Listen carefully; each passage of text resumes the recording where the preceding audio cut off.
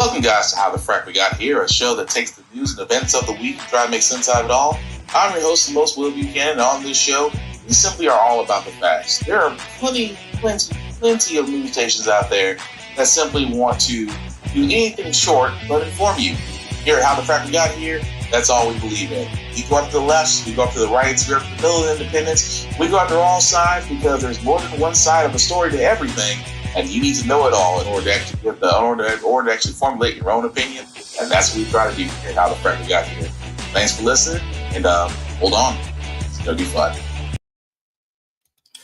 All right, guys. Today's date, September 20th, 2023.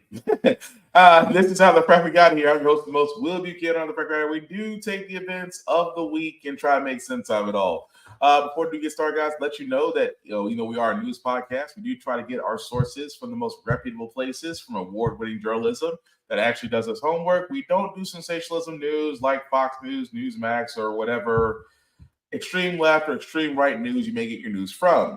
That being said, we do try to watch our language. Sometimes words do fly. At the same time, there may be things that might be shown that might be too intense for younger viewers, so viewer discretion is advised. Aside from that, welcome. So, how do we start this? Well, I think we might as well start with the biggest elephant in the room, the strike. I would be honestly remiss if we didn't talk about the strike. We know it's already went into effect. The strike I'm talking about is the United Auto Workers going against the big three, Ford, GM, and Stellantis. At this point, we are now day 4 going into day 5. And as we can pretty much tell the next couple of clips, nothing has changed. United Auto Workers strike against Ford, General Motors, and Stellantis. Stellantis is the international company that owns Jeep, Ram, and Chrysler. And while bargaining tasks are ongoing, there are no clear signs that this strike will end anytime soon. There are currently 12,700 workers across 3 assembly plants in 3 states on strike. The UAW says it could announce walkouts at additional plants soon, and these strikes could soon go international. Unifor, the union that represents auto workers up north in Canada, is preparing to go on strike against Ford as early as midnight this evening. Unifor's president told CNN over the weekend that the two sides are far apart. I want to bring in Tony Toddy, president of UAW Local 14 in Toledo, Ohio. He represents the GM facility that was on strike in 2019 that could possibly shut down again in the current strike. Thanks so much for joining us, Tony. You oversee about 5,000 members, 1,400 of which are active, currently working at this facility, and they're on the job right now. How are they feeling right now? Do they want to go on strike? Are they excited? Are they anxious? Are they worried? What's the emotion there? Thanks for having me, Jake. They're a little anxious. We've been through there before. We've done it, and nobody's excited to go on strike once you've been on strike recently. But we're prepared. That's the thing about President Fain's strategy. Every single Big 3 local was prepared to go on strike. We tried to calm them down and let them know that we weren't going to, just because, when you take us down, you're going to take a lot of General Motors down. So we're waiting to see what the next phase looks like. But we're showing support to our crosstown union family over at Local 12. We just had a caravan of people go over yesterday to show them the support that they showed us back in 2019. How long was your facility on strike for in 2019, and how did that impact the community? It was 40 days, and facilities such as ours, we have a major impact on the community if we're down. You look at the tax revenue, police, fire, rescue, local businesses that we normally go to every single day when we're going to work and leaving, they all took a hit, and it's a major impact to the local economy. And Local 12 and the Jeep workers have 6,000 members there, so it's an even larger hit on the local community right now.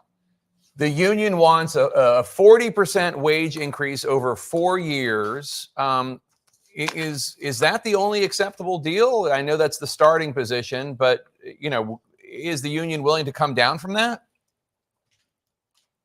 Well, we'll see at the table, but it's much more than just the pay, right? We're structurally broken from the bankruptcy deal that we're still working under.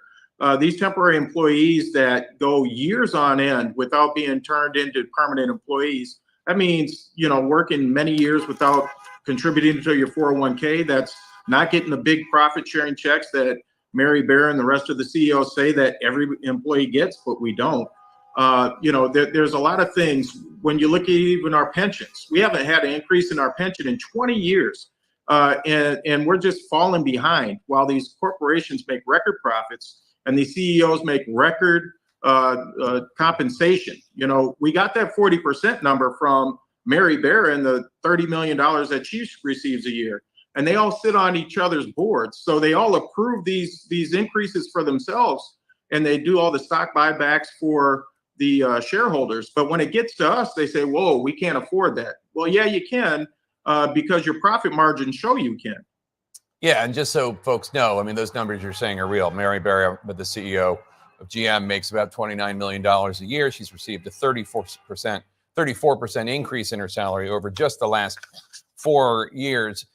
Do you believe this sort of a secretive, coordinated approach of which plants go on strike and when is working and frustrating the big three automakers so far, and it's effective? I think it is. I mean, I know the unintended consequence is the anxiety of our members. It's a new strategy that we've never tried before.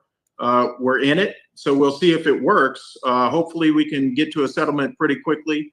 But it's going to depend on the corporations on whether or not they want to give us this fair deal. This sounds like a lot of money that we're asking for, but it really isn't. If we were being treated fairly for the last decade, this wouldn't be such a big hill to climb. But we're not accepting bad deals anymore. It's a new day. You can see it across the country, and you can see Americans supporting us by 75%, the poll showed. You look at the different industries, the airline industry, the Teamsters with UPS, and what we're seeing out in California with the writer strike and the actor strike. This country is tired of working for these companies through high inflation and the rest of it. We feel like we're falling behind, and these corporations are making out like bandits, and we're not accepting it anymore. And you can't halfway blame them. I know I can't.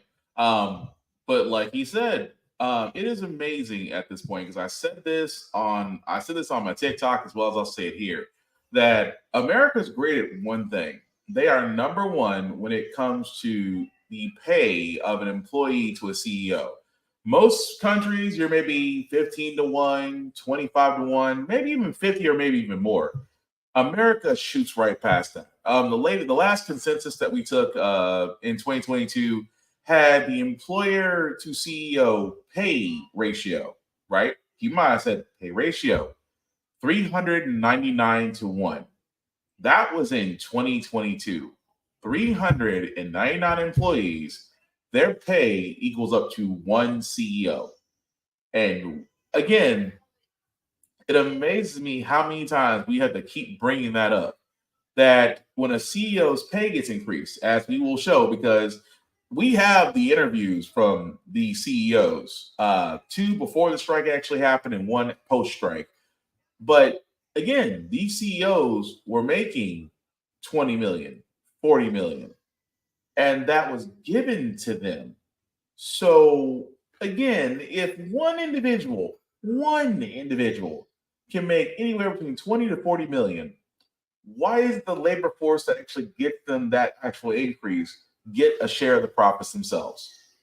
Again, now keep in mind, these are also the same 2 are the same big 3 that not long ago went to Congress and said, hey, we need money, otherwise we'll fail, these jobs will fail, America's economy structure will fail, dogs and cats will live together if you don't give us money. And I always thought that was weird, because you think for the biggest 3 automotive makers at the time to go get bailed out by Congress, every American should have got a free car. That's just me. But that being said, at the same time, these 3 automakers went to the U.S. government and got bailed out. Those very same workers, especially of those said workers of GM and of Ford, all sat there and said, well, we can't really sustain your pension and your, costs right now, but if you give them up, it helps us out, and at the end, we'll give it back to you and then some. They never did. So you can only imagine that, folks. Again, and then also another thing, there are so many temporary people working at these plants that have never been full-time. For you, if you've never done temp work, let me tell you something. Temp work is probably the most scariest time for anybody. You are working, yes, but tomorrow's not promised. They can cut you that very same day. They can cut you tomorrow. They can cut you over your time off. You do not have any guaranteed employment as temp work. And for a lot of these for these, not only for these big three, but other corporations, they love temps. Why? Cost effective. It's easier to let go and hire temps than it is to let go and hire full-time employees, because there's a cost to gaining them, and it's a cost to losing them. And what these corporations have figured out, it's cost effective to keep people as temps for years, not days, not months, for years on end, until they decide to make them full-time. And again, these are folks that are working these assembly lines, getting these cars together, that are just asking for simple things. Again, if your CEO is able to make $40 million to their salary, you're telling me that the same employees that work for the same CEO that got that increase can't get a 40% increase in their salary and a 32-hour work week? Again, that's not unreasonable. Well, someone will. You got to think about it this way. They're wanting 32-hour work weeks for 40-hour pay. Based on the job, why not?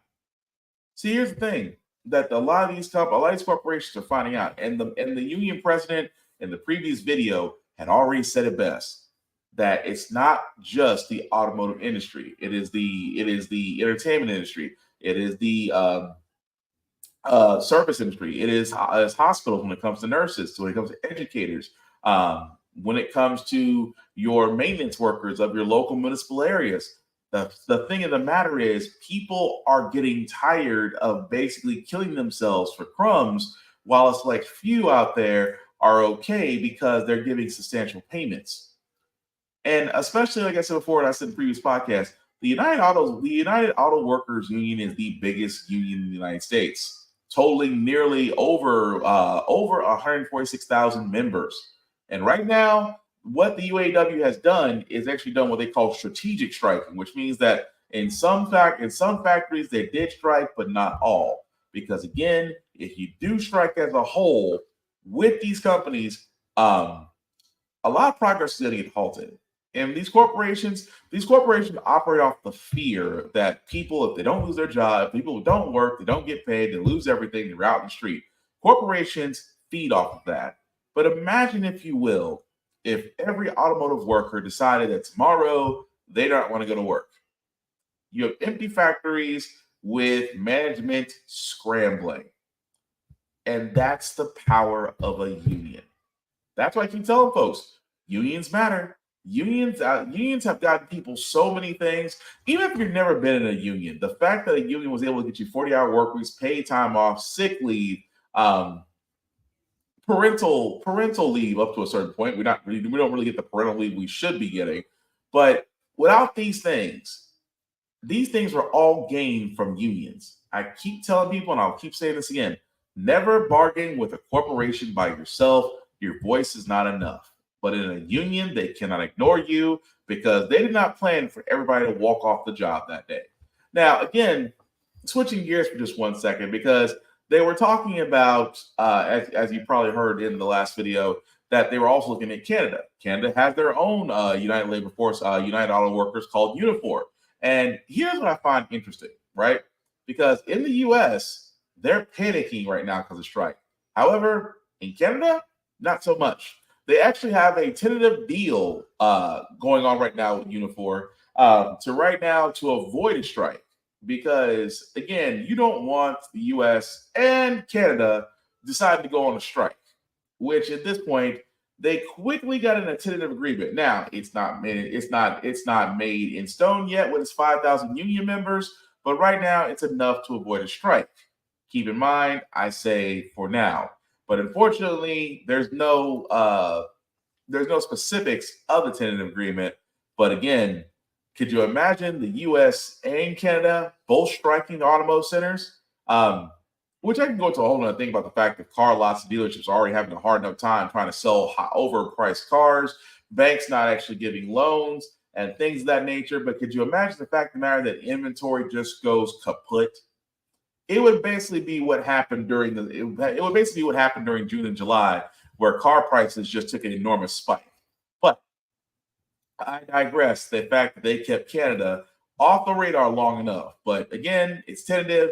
Still may take a while to get there. However, there's also another person that decided that he has an answer for the automotive strikes, and it's everybody's favorite Uncle Tom, Mr. Senator Tim Scott, the lone black man of the conservative caucus, has decided that he's going to look back in history to every conservative's dream god of a president, Ronald Reagan. Yes, it is stupid. Yes, you shouldn't be surprised. Republican presidential candidate Tim Scott, he was asked today by a voter about how he would respond to the strike. Ronald Reagan gave us a great example when federal employees decided they were going to strike. He said, you strike, you're fired. Simple concept to me. To the extent that we could use that once again, absolutely. If you strike, you're fired. Yes. If you strike, you should be fired. That's what Tim Scott said. I looked to Ronald Reagan. You know what? They kill me. Because you know what Ronald Reagan did?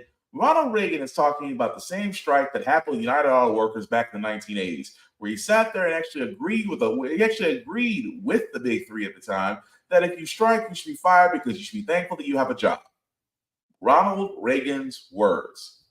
And what does Senator Tim Scott decide to do? Oh, well, if you decide to strike, you should be fired. Great way to show Americans they can exercise their rights as Americans by you pretty much acting like a dictator. And this man is wondering why he's behind in the polls. Not because he's a black man trying to win an all-white party, but again, stupidity because of what he says. And we shouldn't be surprised by that.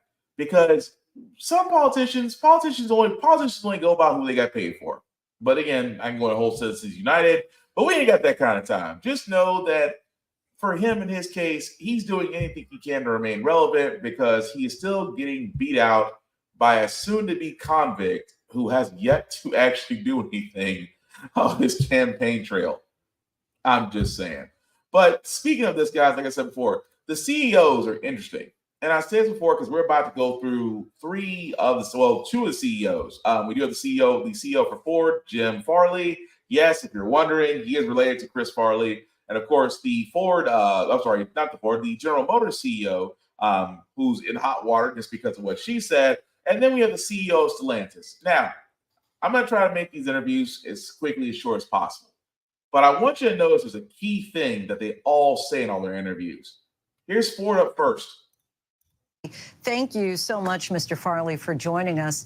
We'll get to the talks in a moment, but first, Ford will be unveiling the 2024 Ford F-150 tonight ahead of the Detroit Auto Show. Tell us a bit about that and what it means for your company. Well, the F-150 is the most popular vehicle in America for 41 years and the most popular truck for 46 years.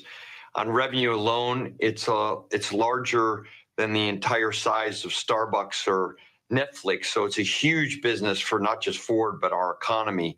I think we're going to end the tailgate wars with a very creative solution.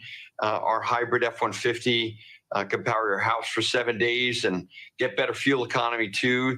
So we have a lot of new technology. Sounds impressive and very exciting, but I would have to imagine that a lot of your attention at this particular moment is on this potential strike. Just break down for us where things stand at this hour on the negotiations between the UAW and Ford. Are you any closer to reaching a deal?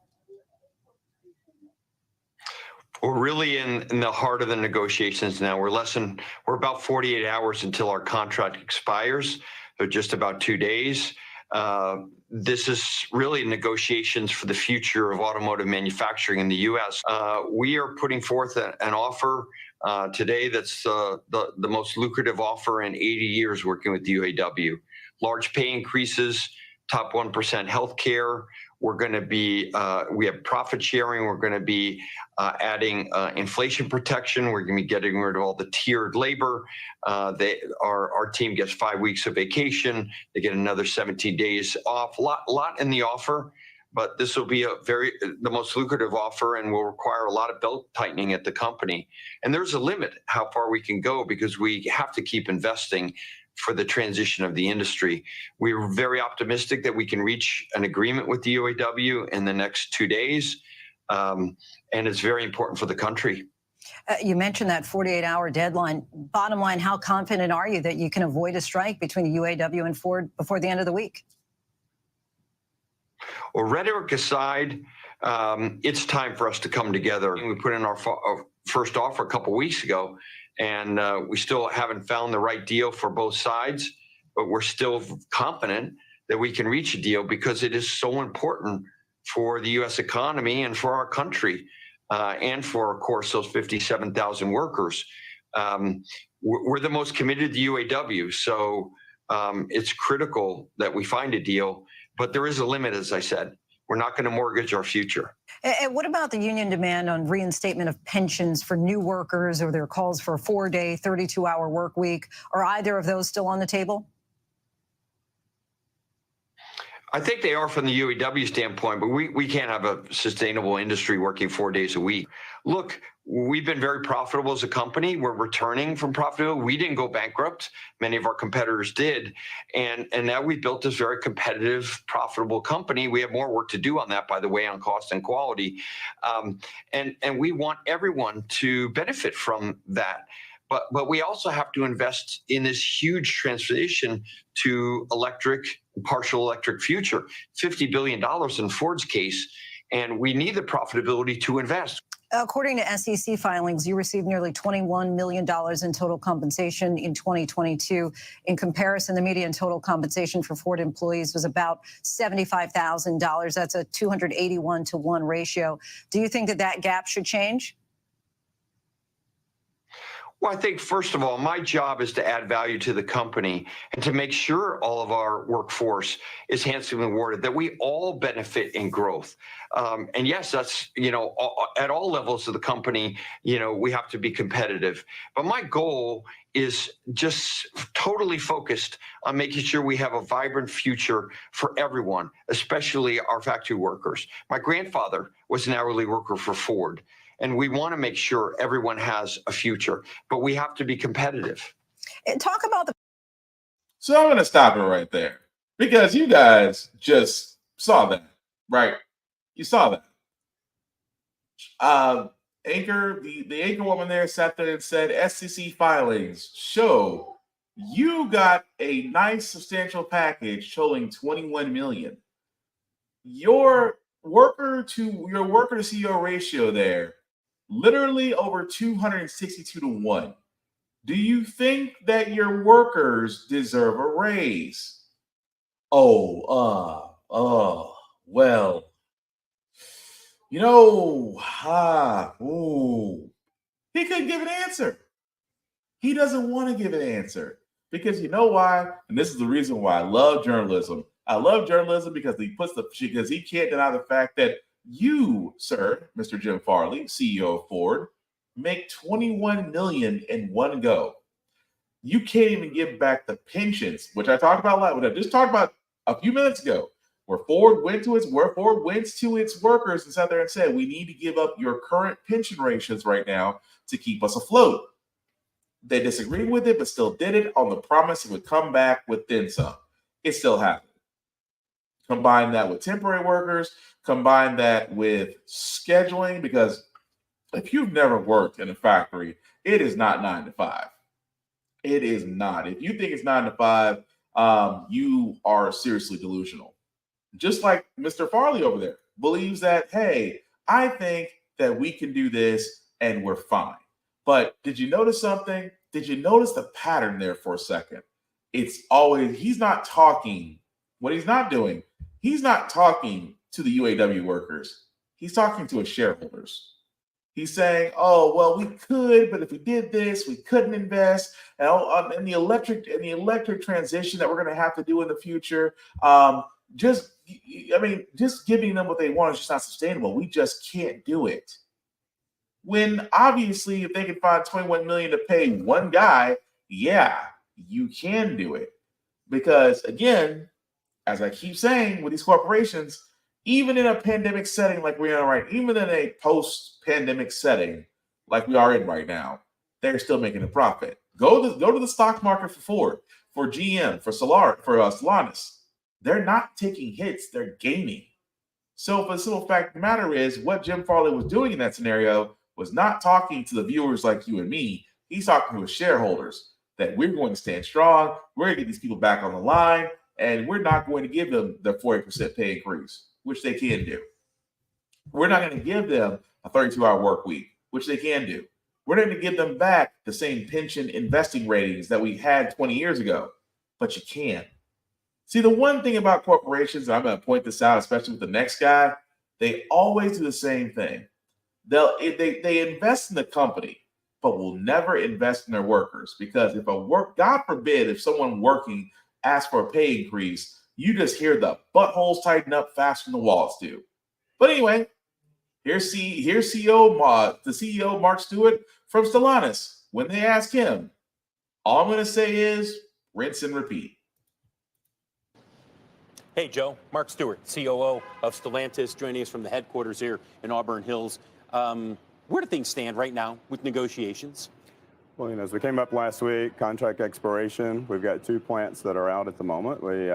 We put together a very compelling offer last week, which was not accepted, including a 20% wage, 21% cumulative over the period, provisions for cost of living adjustments, some great provisioning and enhancements to our 401k plan, and maintaining our awesome benefits of just Diamond Star, top 2% of the nation, 100% coverage, Phil. So where are we today? We're back at the table. We're working. Our subcommittees and the UAW subcommittees are diligently working every day to resolve issues, and we're looking forward to getting this resolved. But you've heard Sean Fain. He said your last offer is a no-go.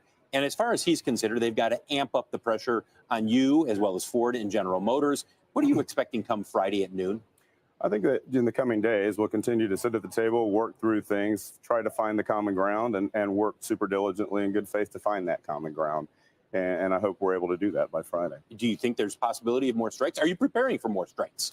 Yeah, we have our contingency plans that were in place that executed and the contract expired. So our key focus, Phil, is making sure we've got our customers covered to the best of our ability on the front end of a sale, on the Mopar service side, if somebody has a service need as well. So we're really making sure we're being careful. Let's talk about Mopar. Sure. That's at the heart of you guys saying we want to downsize our footprint in North America, make it more efficient. You've got 18 facilities. You want to eliminate a number of those.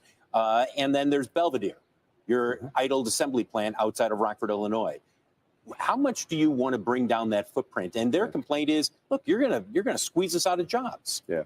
So first and foremost, and we were very clear with the union, very transparent, this is not about job reduction. There is zero job change in the proposal we have towards those 18 factories, PDC, Part Distribution Center. It's really about modernizing those. A lot of those are quite older. They're in the wrong location in terms of our ability to get to the customers faster, and we want to invest in those. And some of the locations then are not the right ones, but zero changes to the jobs across Mopar. As well as part of our 2038 plan, zero carbon footprint, net zero carbon footprint, is to shrink our space, right? We get more efficient every year. We want to reduce that carbon footprint and do our part for the environment. Will Belvidere be a manufacturing facility again? So on the Belvidere side, we offered a very great solution prior to contract expiration last week that would in fact take care of preserving the jobs in Belvidere for the life of the contract. But it may not be manufacturing. We're not giving the details of that. That's at the table of discussions with them. But what we will share is it was to take care to make sure those 1,200 folks who want to come back to Belvidere, there are jobs available, very good jobs available for them. But we'll back to the table discussing that because that was something prior to the negotiation ending. You brought up your contingency plan. You've got more inventory than your competitors, and you've got the parts to support that. How long do you expect this to go? I mean, obviously, you don't want to sit here and say, well, we don't have the cars or the trucks to sell, but you've done that. But how long in your heart do you believe this strike likely goes? We are hoping it gets resolved super quickly, which is why we're at the table, subcommittees at the table yesterday, today, continuing through the week. We were down at Solidarity House yesterday. And again, we want to resolve it quickly, Phil. But in terms of the inventory there, you've got that inventory pretty extensive, correct? We wanted to make sure that we've got our customers covered through this whole process. It's important that we take care of our folks internally. It's important that we take care of our customers externally, Phil. So we're doing the right things. Mark Stewart. Again, it's the same thing. It is literally the same thing. Oh, well, we're still at the negotiating table. Okay. Well, we offer them a very nice package. You offer them half of what they're asking for. And then you're closing down a location, which means that over 1,300 jobs are going to be affected. But, I love the double speak. Well, we're working on something. We did offer something toward the end of their contract. Severance. Just say severance. You offered severance packages. Probably not very good ones, but you probably did. Oh, well, the Belvedere plant's not closing down. Yes, it is. Because, again, notice, again, call me out if I'm wrong on this.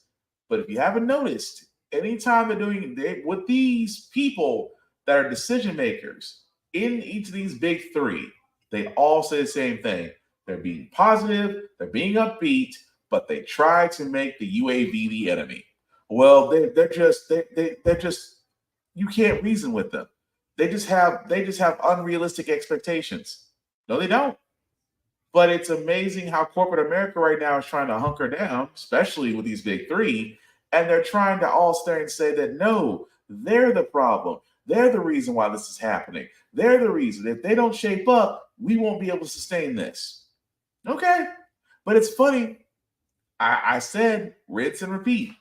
We now have the GM discussion. They had the GM interview on Good Morning America. Tell me when I'm telling lies if it doesn't sound like the exact same interview we just watched 2 times already. On our top story, the United Auto Workers going on strike, taking unprecedented action against all big 3 automakers at once.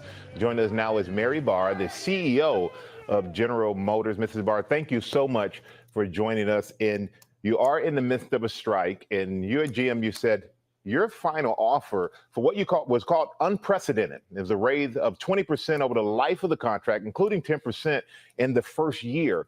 Were you surprised the union rejected it? And is that offer still on the table? Well, it's great to be here today. And, as we look at the situation we're in, I'm extremely disappointed and frustrated that we're on strike, because when you talk about the offer that you just reviewed, the offer is still on the table. And it's a very strong offer, not only from a gross wage perspective, the 20% that compounds to 21% over the life of agreement, but also maintaining world-class healthcare and job security because of the allocations we've made to all of these plants. They have product and components to continue to build. So disappointed where we're at, but the deal is still on the table, and we're still at the table ready and waiting to negotiate to get people back to work. And the union's asking for 40% hike in wages, which it says matches the pay increases that you and your fellow big 3 CEOs received over the last 4 years. The union said this workers' salaries went up just 6% over that same time period. Is that accurate and fair? Well, I don't know where the 40% came from. I will tell you from an executive compensation perspective, 92% of my compensation is based on performance. So when we look at where we are from a GM perspective, when GM does well, our employees do well. We've had record profit sharing over the last several years that our employees have participated in. And now, in addition, we're putting a 20% gross wage rate increase, along with other bonuses that come as a part of that. So this is a very, very strong financial offer, again, along with other world-class benefits and healthcare. And the fact, and I think what our employees is most important to them is job security. And that's important when we're in the middle of a transformation from internal combustion engine vehicles to electric vehicles, and also a very competitive industry. Yeah, which is a big transformation to go to EV. And, last year, the company's adjusted earnings before interest and tax was a record $14.5 billion. You talked about profit sharing, but profit sharing with your workers was just $500 million. They say you can afford to pay them more. So what's your response to that? Well, again, each of our employees got over $12,750 from a profit sharing perspective.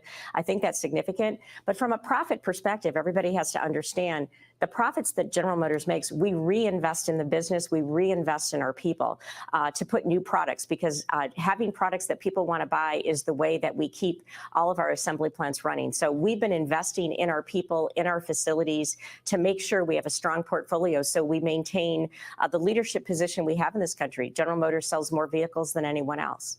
And you talked about your transformation over from to EVs, from combustion, but that's another concern among union members because they're concerned that those cars may require fewer workers to build.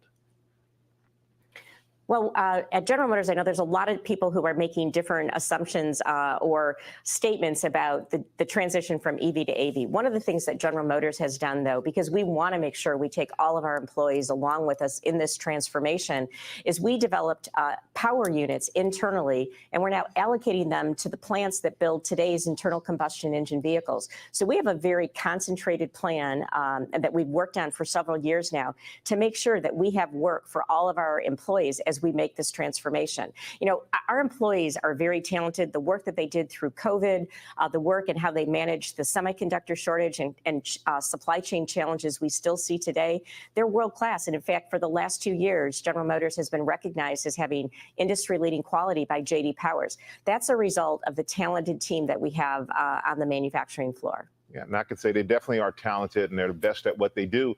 But it's not just GM that's affected. UAW is doing something it's never done before, striking at all 3 major automakers at the same time. But it said it's only going to walk out of select plants. So how will that impact your business? And will it keep you from keeping, will it be able to keep operations running? Will you be able to keep them running? Well, right now, the plant that is on strike is our Wentzville plant, and they build the Chevrolet Colorado and the GMC Canyon. These are brand new mid-sized trucks that are doing very well in the marketplace, as well as our cargo van that is also in strong demand as well. So, you know, this can have an impact in a matter of days, but right now, our other plants are running. Will you be back at the bargaining table today? We're there now. We're ready and want to get back to it. We want to problem solve. We want to get people back to work as quickly as possible. Well, we hope that that is the case and that it happens. Well, again, I can't keep this up all day. You just heard from all three CEOs, all saw the same. Upbeat, positive. Oh, it's not a problem. We can still keep going regardless. They're just being unreasonable. We've given them a great package. We've given them profit sharing. We've given them a substantial raise. I mean, it's 20%. You can get by with 20%. Don't worry about the $29 million I made this year and received a 34% increase over the last 4 years I've been CEO. Don't worry about that. Do you see how they sound? And again, it's funny how they always turn around and sit there and say, well, especially in the, Mary Barra's case. Well, I don't know where this 40% is coming from. I don't know where this 40% increase is coming from. Well, because you literally made $29 million this year and received a 34% increase over the last 4 years. So I wonder where that number 40%, I wonder where that 40% came from, because if you were able to get 34% over the last 4 years, then a 40% increase in pay for employers, your employers, can't be that unrealistic. And it's always funny when they try to say, well, it's over. And I know a lot of people are going to say, well, it's over the part of the over the limit of the contract. And I really want to quickly go over that. That doesn't mean it's increasing now. That means over the contract. So again, say their collective bargaining agreement is for the next 10 years. Then over the next 10 years, their pay increase will increase up to 21% by that 10th year. So again, the whole idea of the pay increase, it's not immediate, it's over the contract, is bullshit. It really is. And at the same time, the fact that they're not talking about bringing back the pensions that they once had, the pension rates, investments, it's always this whole thing of we're investing in our workers. Well, if you were, you'd be paying them. Well, what about the EV transition? Again, you'll have credits galore because of the fact that the U.S. government is pushing toward electric vehicles and are giving tax breaks to corporations to do that. So the money is there. At the same time, I really, honestly, I really, really wish that those CEOs, those two CEOs and one CEO would all say the same thing. We don't want to pay them. Because why? We got ours, we're taken care of. Why should we care about them? And that's what it is. They don't care. These CEOs and one COO have the ability right now to come to sit there and say, you know what, guys, we'll give you your 40% pay increase. We'll give you your 3-day, we'll give you your 32-hour work weeks. We will give you back the pensions at the rates that you once had them at, plus interest. We will give you all these things. But understand, if we do this, we'll take a hit. It's the old cheeseburger. You know what it is? For those who don't remember, it's the old McDonald's cheeseburger angle. You know, if we raise the wages of those that work at McDonald's, the cheeseburger will be $5. The cheeseburger will go from $1 to $5. That's the lie they tell themselves. That's the lie. Because you haven't noticed, pay has barely went up at fast food joints, $15. And guess what? It is no longer cheap it's no longer cheap at McDonald's now. And it's not because of the fact they're paying more. It's the fact that greed and capitalism has taken over to a point to where companies still have to get record high profits by any means necessary. So again, I am with the strike. I am with the United Auto Workers Union. You know what? If it takes shutting down their plants to get their attention, then do it. Then we'll see how much of an asset these CEOs really are. I'm just saying. But moving right along, guys, from one story to another. Again, this story is about as old as time, and we really shouldn't be surprised the word government and shutdown are being echoed in the same sentence once again.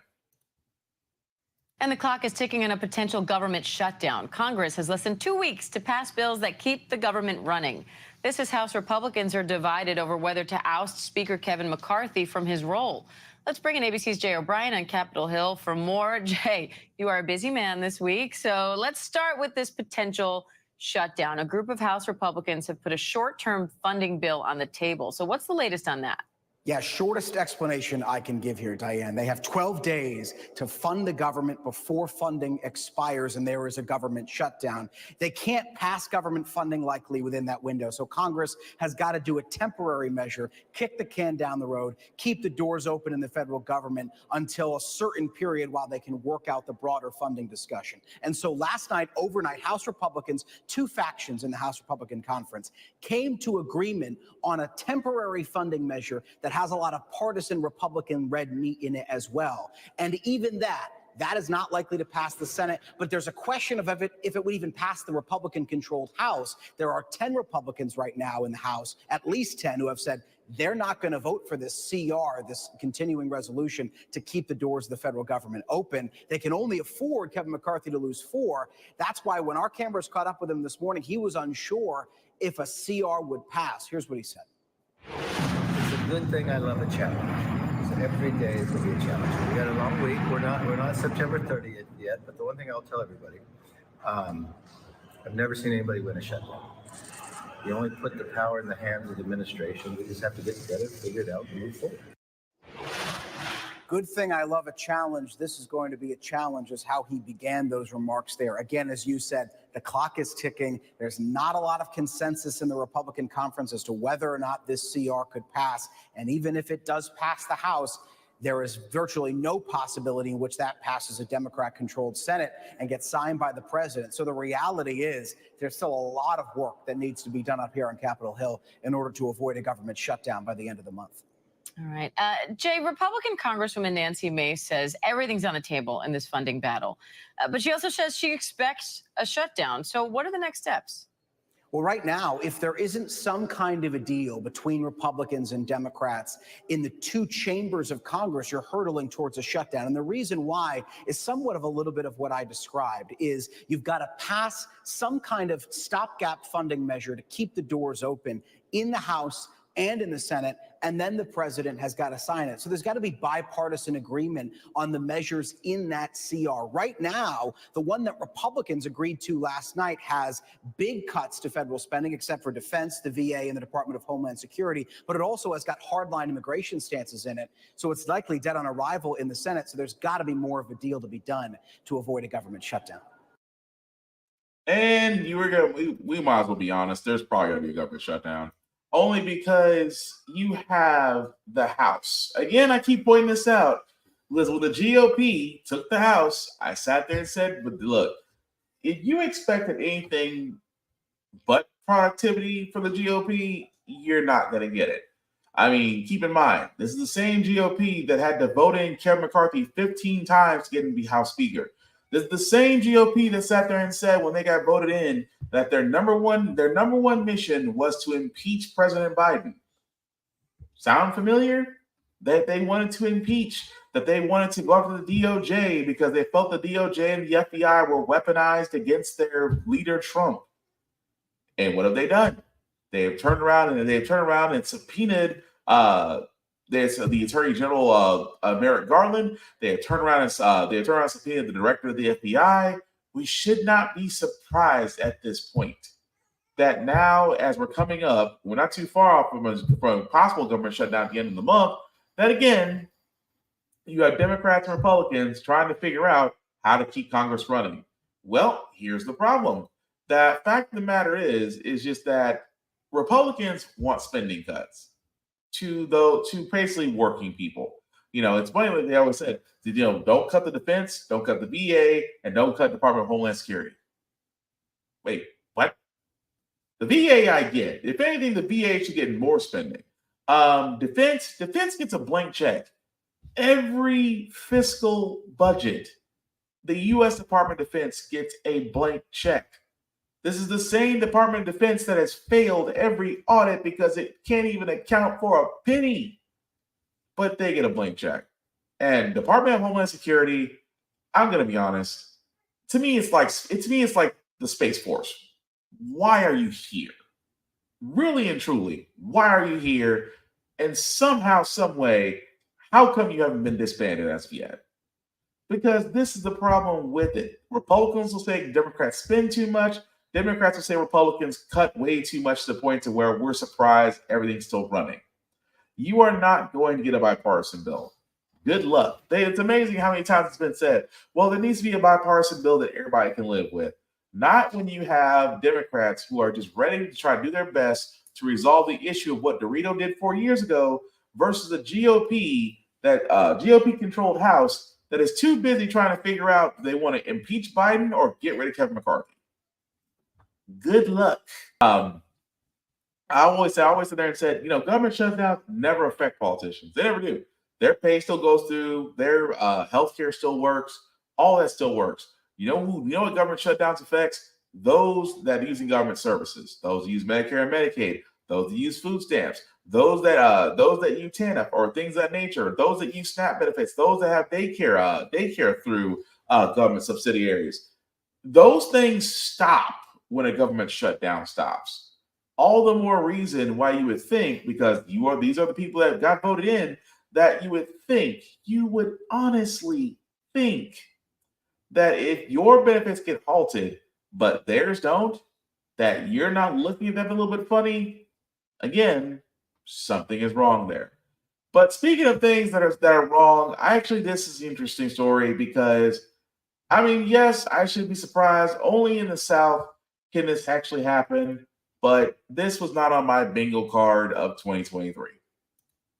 Police in Birmingham, Alabama have newly released body camera video of a confrontation between officers and a high school band director. And a warning, some viewers may find this footage disturbing. In this clip, you can see at least 3 officers surrounding the band director after Thursday night's game. They say they asked that director to get the band to stop playing music, but he refused. That's when the video shows him being hit with what appears to be a stun gun several times by one officer and then placed in handcuffs. That band director was then arrested and charged with disorderly conduct, harassment, and resisting arrest. NBC News correspondent Blaine Alexander is following this story for us. So, Blaine, what more do we know here about what happened, and what are we hearing from all of the involved parties, the band director, the police, the school?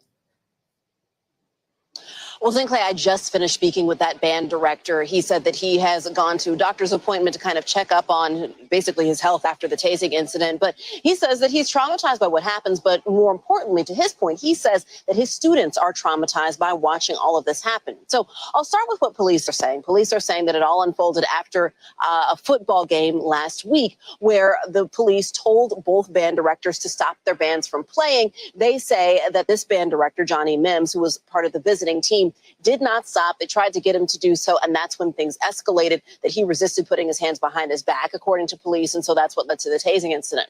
But when I spoke with Mr. Mims, he said that this was part of a planned arrangement between the two bands, something that's typically known almost as the fifth quarter. They expect the bands to keep playing for several rounds between the two of them as the crowds begin to leave the stadium. He said it was nothing unusual, nothing out of the ordinary from what they typically do. In fact, he had coordinated with the other band director as well. So he says that when officers came up to him, he was on the podium, he was directing, and he said that he told them, "This is our last song, we're going to stop after this."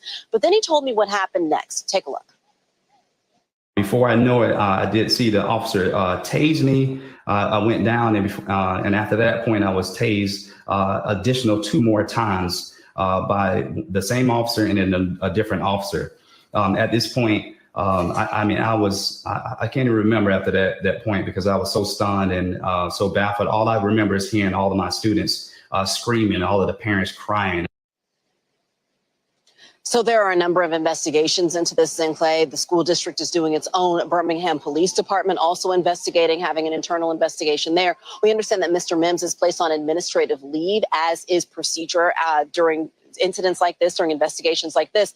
And his attorney is asking that the officers involved be placed on leave as well. We're going to hear more from the band director and his supporters tomorrow during a press conference tomorrow morning. Zinkley.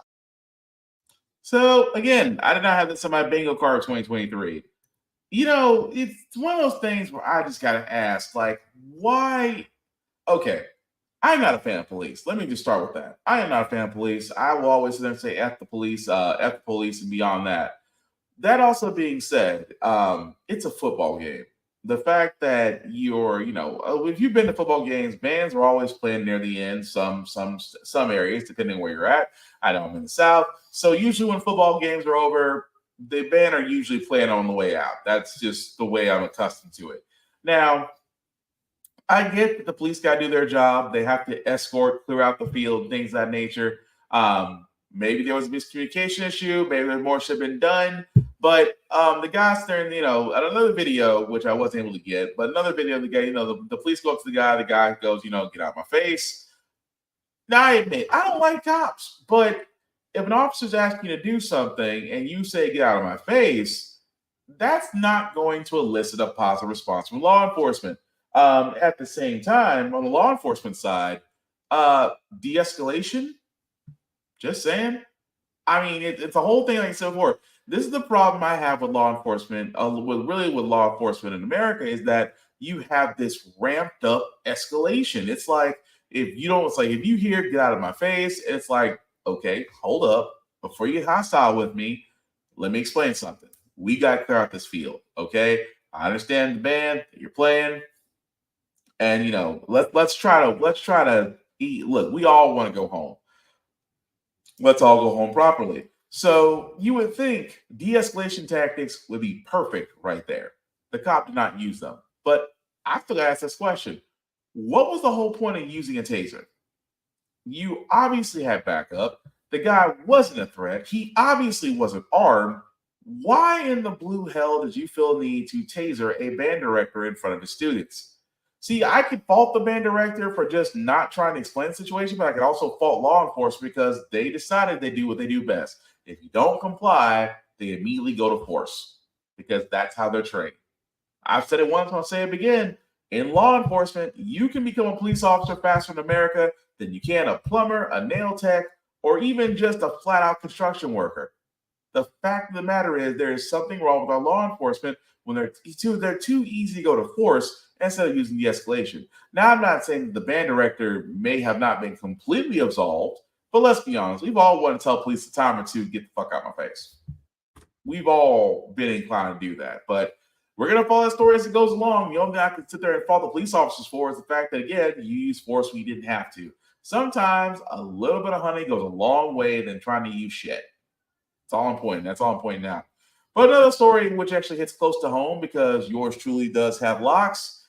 The fact that we have the Crown Act in place and schools want us to have these white boy bowl cut haircuts so freaking bad to the point to where they'll suspend a kid just because of his hair.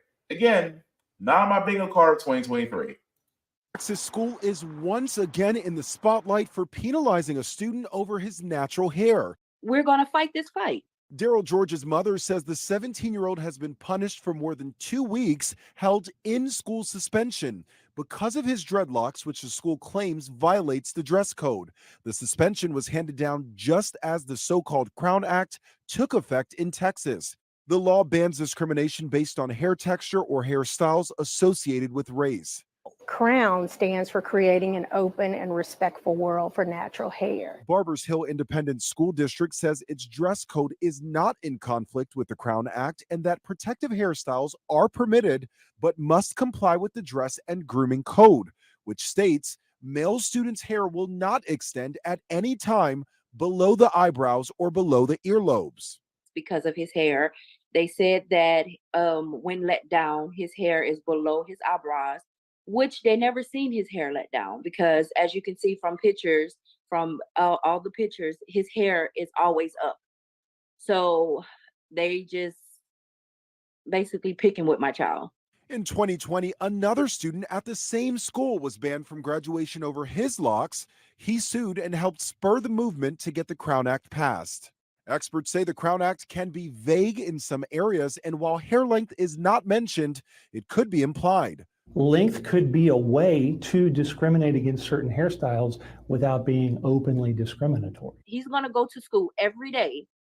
He's going to go to school in dress code, not violating a dress code. It's one of those we shouldn't be surprised situations. Like I said, I got locks. I love my locks. Would not change them for the world. But it is amazing, and I say this all the time, and look, I'll stand on it. I just think that white people just have a fascination with hairstyles that they cannot get. I'm going to be dead honest. And, I think it's an obsession.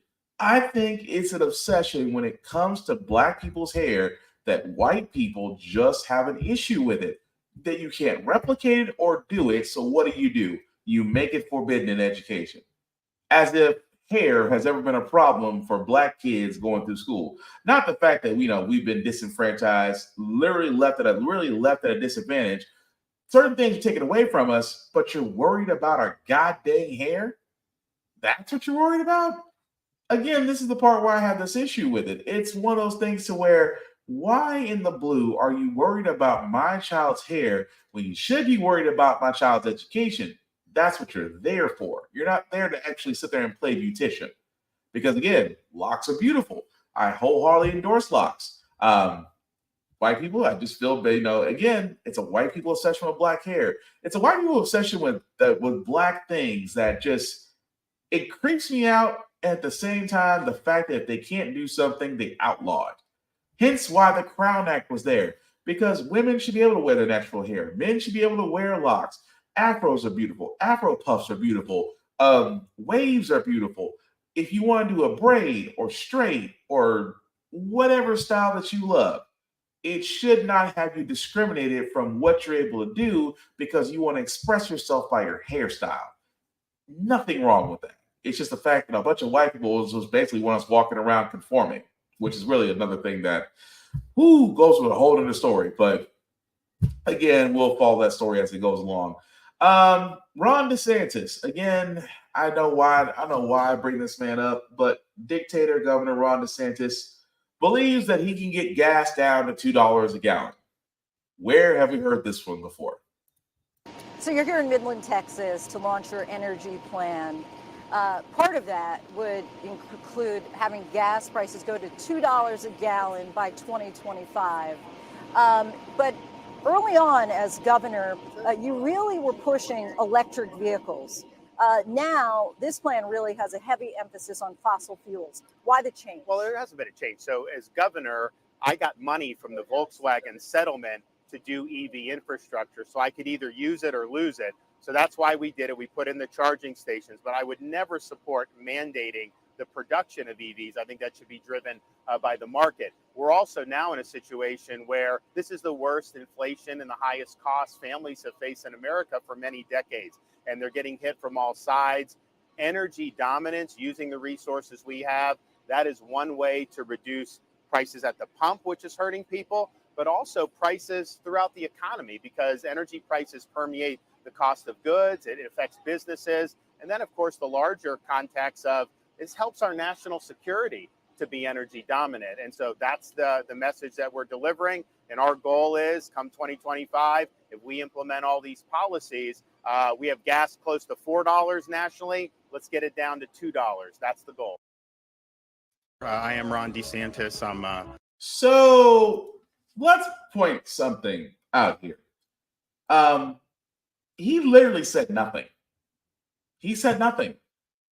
It was amazing. The question was right there. It was literally, how will you get gas down to $2 a gallon? Oh, well, we have certain policies and funds, and once we get them implemented, gas will go down to $2 a gallon. For about 1 minute and 21 seconds, he said nothing.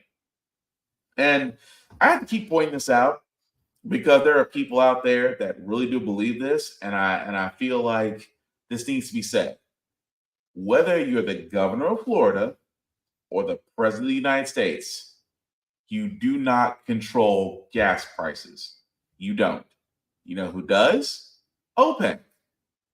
That organization that produces crude oil, which, again, the U.S., still number one producer of oil. Saudi Arabia is number 2, Russia's number 3, so far and so forth.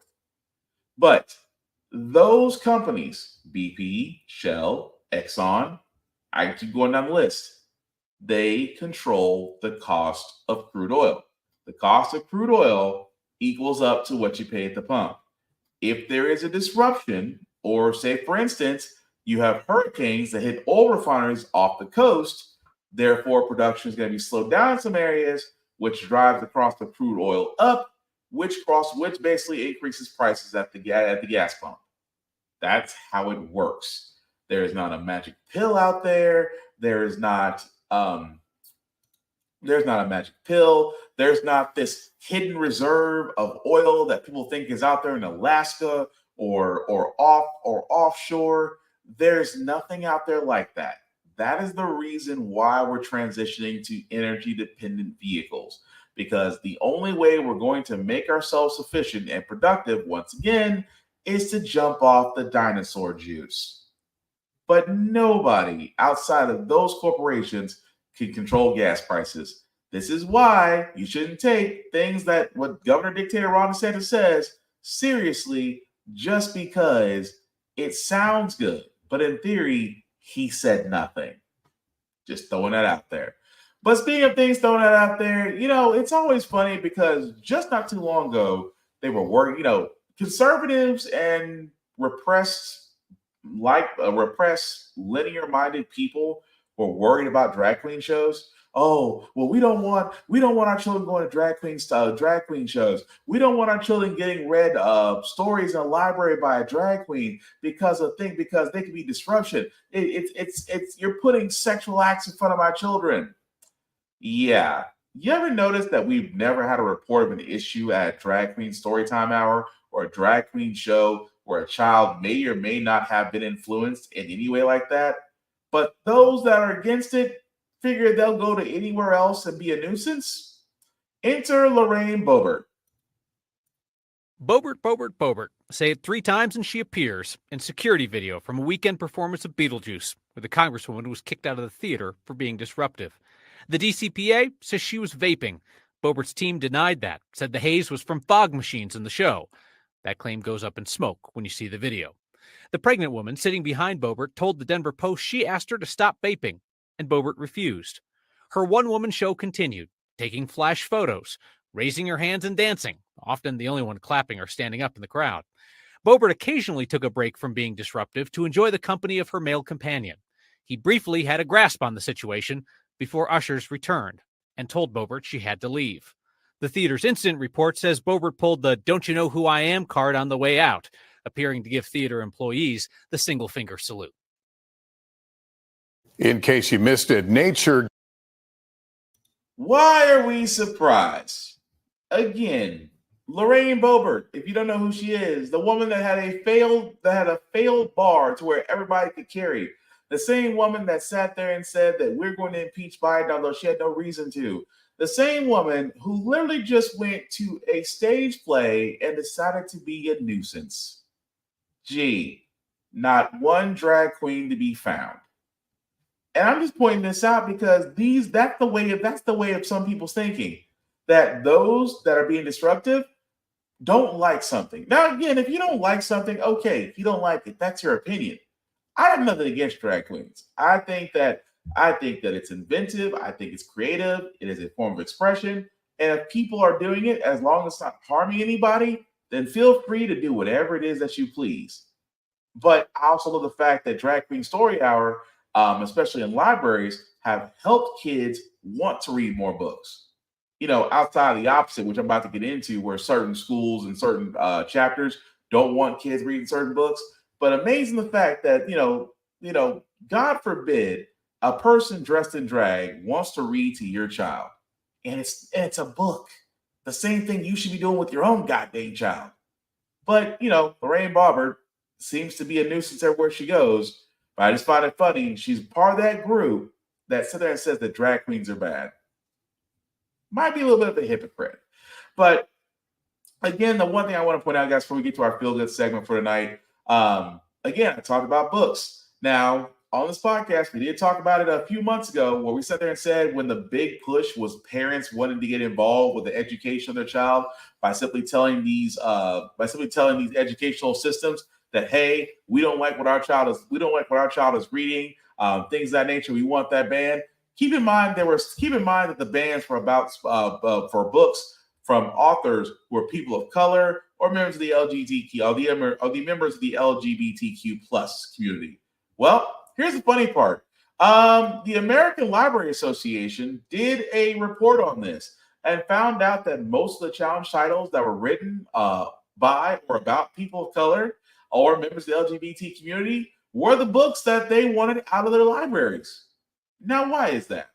I say it all the time because the big thing is we don't want our white children to be feeling embarrassed. Why? My biggest thing I always thought was funny where they didn't want To Kill a Mockingbird to be read by white people. Well, the book is about racism. Yes, that's the entire point of the book. Also, at the same time, if I were you, don't read Flowers in the Attic. You might not like that story. Don't read The Diary of Anne Frank. You might not like that story. Don't read Of Mice and Men. You really won't like that story. Or Fahrenheit 451. You won't like that story either. I can keep going down the list of so-called controversial books that certain individuals, white people, don't want in the hands of their children. They don't want I Know Why the Caged Bird Sings. They don't want Strange Fruit to be listened to by their kids. They don't want, I can keep going down the list. They don't want certain books because you know what will happen? Because again, the last thing certain people, white people, don't want is cultural sensitivity. You know what cultural sensitivity does? It makes you empathize with people who are different than you. And God forbid, certain white people out there don't want their kids to empathize with minority kids because they're going to be wondering why their parents and those before them allowed this. See, that's the thing about it. They don't want the mindset. It is literally the greatest example of indoctrination that there is. We don't want you to think. We want you to listen to us and be happy about it. And that's what's so crazy about it.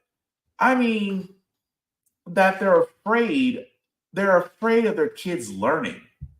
Because let's be honest, in this day and age, most people don't want, and again, I find it amazing that when it comes to educators' jobs are to create critical thinking individuals, because that's what we need in society. We don't need rubber stamping, button mashing foot workers. They don't think. They do as they're told, which is what they want. And as you can tell, the education is so bad that they have to change the grading scale just to make sure that no child gets left behind. And I say it once and I'll say it again. They will go after education, because if you go after education first, you will affect the next generation after generation after generation until someone comes along and fixes it. Mark my words. But I find it amazing that the books that are being banned or being attempted to ban are by people of color and LGBTQ plus community. In the words, I always say the best, guys. And again, for kids who have to stumble on this podcast, listen to it, I say this wholeheartedly. Read the books they don't want you to read, because there's something there they don't want you to learn that you should learn, because why? Reading is fundamental. I know that sounds corny, but it's still true. But moving along, guys, we're going to get on to our feel-good segment, because usually how the Frack we got here, we usually cover a lot of things that are doom and gloom. Sometimes they use faith in humanity, but hey, it's Wednesday, hump day. Tomorrow is Friday, which is Thursday, and we will leave you guys out with some good vibrations. I believe this will definitely be it, because it's the American dream. Imagine the fact, and what I mean by the American dream is owning your own home. I mean literally a place that you can call your own, not an apartment, not a rental, a place with a backyard fence so you can raise your kids. And the kids' expression on their new home is priceless. Oh my God! Oh my God!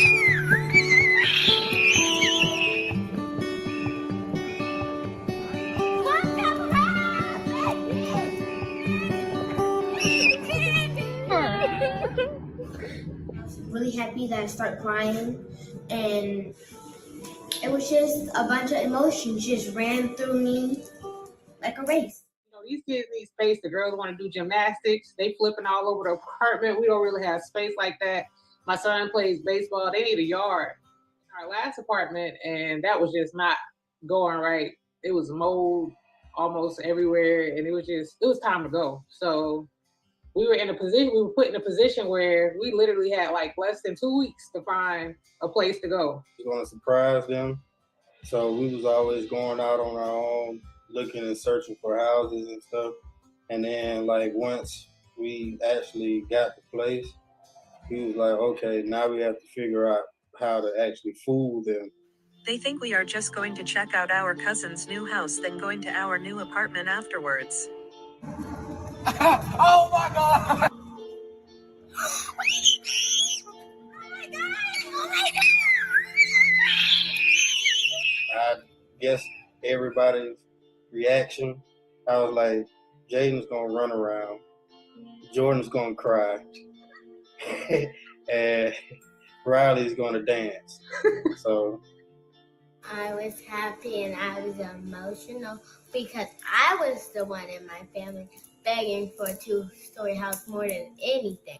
I've never been like, in my own backyard before. It really just feels like home, like a family home. We used to go around and look at these houses like this. We're gonna get this house one day. We like this house. Just go around and look at different houses. And now we in a position where we see people ride by and look at our house. And we're like, okay, I feel very accomplished, because I didn't think renting or buying, I didn't think that we would be in a house. So, this is our first house. We're the first people to ever live in this house. So all of that to me is just at the top of my accomplishment list. I don't think I've ever felt this type of high about life before. Like I being a veteran and having PTSD and going through the things I went through, like it's very easy for me to get depressed. But since I've been here, like I haven't really felt so hard on myself, so hard about life. So it's like a big, maybe this is just what I needed. It's like a big weight off my shoulders.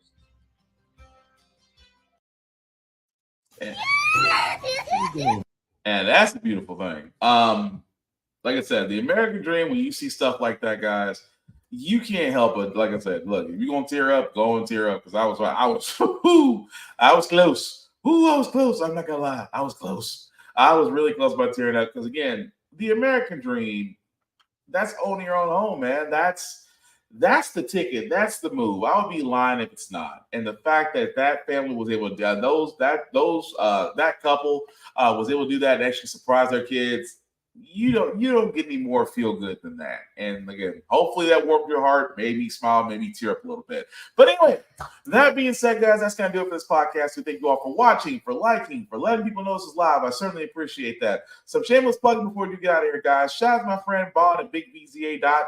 You can definitely check him out, Big BZA Dot, everywhere you can find it. He does definitely do beats. Also, if you are looking for beats, whether it's for a show, whether it's for video, things of that nature, definitely check him out. He is the man to hook you up. Big BZA Dot on all social media. As for myself, guys, you can find me BlackBox447 on social media. I usually do reviews of everything that I read, that I watch, that I play, even gym stuff. I do a couple push-ups.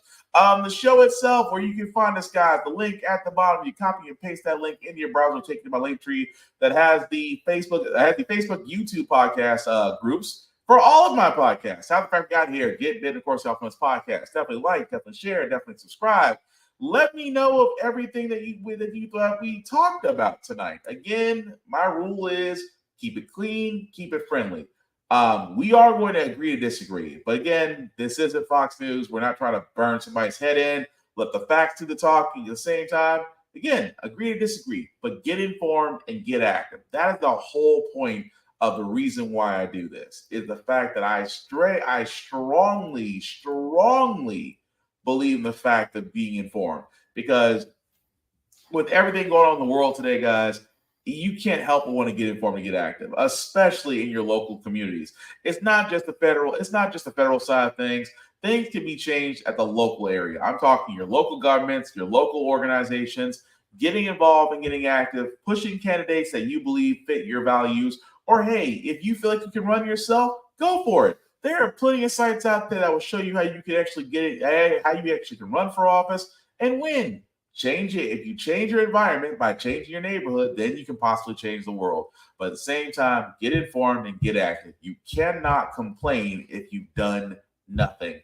And again, when it comes to voting, because voting is going to become very, very important. We are literally 3 months away from the 2024 presidential election, which means that we're going to see two groups try to nominate possibly Biden again. We'll see if Trump makes the cut. I'm not going to lie to you. That's better than soap opera television right now.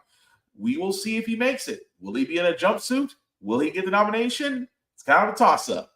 But the point I'm making out of this is, regardless how you feel along the lines, get informed, get active, at the same time, vote. The reason why I keep saying that all the time, vote, because they are trying everything on earth to make sure that you don't. And that alone should be a red flag to you and why you should get informed and get active. The last thing I'll say about the fact we got here, guys, all about staying informed. We are not trying to reinvent the wheel. We are simply giving you all the information, allow you to make up your own mind. But we do provide a logical perspective that goes along with it. We do better as a society once we're informed. We're progressive. We move forward. We try to right the wrongs of our past by making decisions now that we should have done back then. Like electing our first Black woman to the Supreme Court, electing our first Black woman to the Federal Board of Governors, electing possibly, if Tommy Tuberville doesn't get his shit together, could elect our first Black commander of the U.S. Marine Corps. All of these things are great. When we don't learn from history, that's when we're doomed to repeat it. That's why we keep asking ourselves, why does everything go up on our paycheck? Why are we electing different politicians but still the same old game in Congress? And most importantly, how the fact we got here. Thank you all for watching, guys. Take care of yourselves and each other. We'll all get through this. Peace.